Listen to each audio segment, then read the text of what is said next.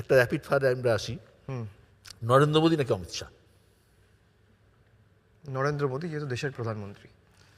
ভালো সংগঠক নাকি জননেতা? ভালো সংগঠক। জ্যোতি বসু না বুদ্ধদেব ভট্টাচার্য? বুদ্ধ ভট্টাচার্য। কেন? আপনি তো বলেছেন এক শব্দে জবাব দিতে, পরের প্রশ্নে চলে যান। শুভেন্দু অধিকারী না দিলীপ ঘোষ? দিলীপ ঘোষ। তারুণ্য নাকি অভিজ্ঞতা? দুটোই। রাম নাকি দুর্গা? দুর্গা। তার কারণ রামও দুর্গার পুজো করেছিল। সচিন না সৌরভ? আমি ডিপ্লোম্যাটিক আনসার দিই না, আমার পছন্দ হচ্ছে ধোনি। আমি মানে সচিন সৌরভ দুজনেই জেনারেশনটাও আলাদা। না, জেনারেশন না, আমরা তো সচিন সৌরভ দুজনেরই খেলা দেখেছি। আমার তো 36 বছর বয়স। আমরা তো জন্মের পর থেকে আজহারউদ্দিন থেকে শুরু করে সচিন, সৌরভ, সেহবাগ, দ্রাবিড় সবারই খেলা দেখেছি, লক্ষণ। কিন্তু আমি মনে করি যে Dhoni is unrivalled, is one of the greatest prodigies the world of cricket has ever produced. ধর্ম নাকি ফুটবল? ধর্ম বাড়িতে এবং মন্দিরে, মাঠে ময়দানে ফুটবল। ফুটবল না ক্রিকেট? ক্রিকেট। অমিতাভ না শাহরুখ? অভিনেতা হিসেবে অমিতাভ। ইলিশ নাকি মাটন? মাটন। দীপিকা না আলিয়া? দীপিকা। কেন? পছন্দ।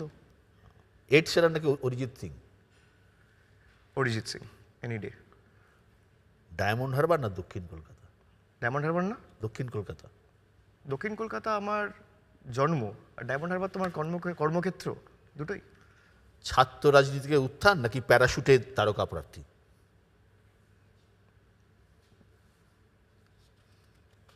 মানুষ যাকে চাইবে, যেভাবে চাইবে সেভাবেই, মানুষের উপর ছেড়ে দেওয়া হোক। অর্থ নাকি ক্ষমতা? অর্থ নাকি ক্ষমতা। অর্থ নাকি ক্ষমতা, দুটোই না।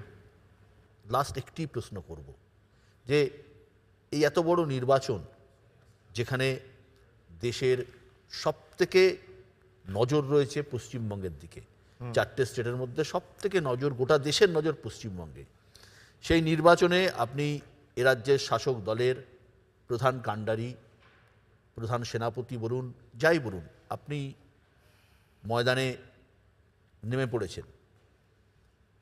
আপনি নিজে কতটা কনফিডেন্ট যে এই নির্বাচন আপনি কাঁধে করে কতটা পার করতে পারবেন? মানে আপনি নির্বাচনের ফলাফল নিয়ে জিজ্ঞেস করছেন আমাকে? হ্যাঁ, একদমই তাই। বিভিন্ন জনমত সমীক্ষায় নানা রকম তথ্য আসছে। জনমত সমীক্ষায় তথ্য 2021-এও এসেছিল, সবের কোনো ভ্যালু নেই। আলটিমেটলি মানুষ ঠিক করবে। তবে আমি আপনাকে বলি যে আমি যতটুকু মানুষের সাথে কথা বলে উপলব্ধি করেছি, আমি আপনাকে যেটা এই সাক্ষাৎকার চলাকালীন বললাম, আমি আবার আপনাকে সেটাই স্মরণ করিয়ে দিয়ে আন্ডারলাইন করে একই কথা বলতে চাই যে 2019 সালে তৃণমূলের যা পারফরমেন্স ছিল, ভোটের নিরিখে এবং আসনের নিরিখে দুটোতেই তৃণমূল কংগ্রেসের পারফরমেন্স বেটার হবে, আরও ভালো হবে। এবং সেটা যখন 4 তারিখ ভোট বাক্স খুলবে সেটা প্রমাণিত হবে, বেরিয়ে যাবে। সেটা ঠিক না বেঠিক সেটা প্রমাণ হবে।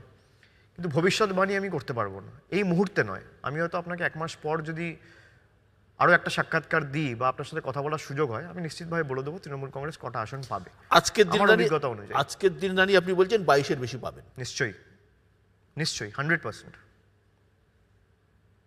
আজকের দিনে দাঁড়িয়ে তৃণমূল কংগ্রেসের 2019 সালে যা ভোট শেয়ার ছিল এবং যা আসন সংখ্যা ছিল তার থেকে বাড়বে। 22-এর থেকে তো বেশি 23-ই হয়, 21 তো হয় না, তাই হবে। আজ থেকে 1 মাস পরে নিশ্চিতভাবে 23টা 26-ও হতে পারে, 30-ও হতে পারে, 32-ও হতে পারে, কমবে না। কমবে না। এতটাই কনফিডেন্ট। অনেক অনেক ধন্যবাদ আজকে আমাদের স্টুডিওতে আসার জন্য, আমাদের অনুষ্ঠানে আসার জন্য। অনেক অনেক ধন্যবাদ। ভালো থাকবেন, সুস্থ থাকবেন। আপনাকে অগ্রিম আপনাদের সবাইকে অনেক ধন্যবাদ আমাকে আমন্ত্রণ জানানোর জন্য। দর্শকবৃন্দ সকলকে অনেক অনেক ধন্যবাদ। নমস্কার।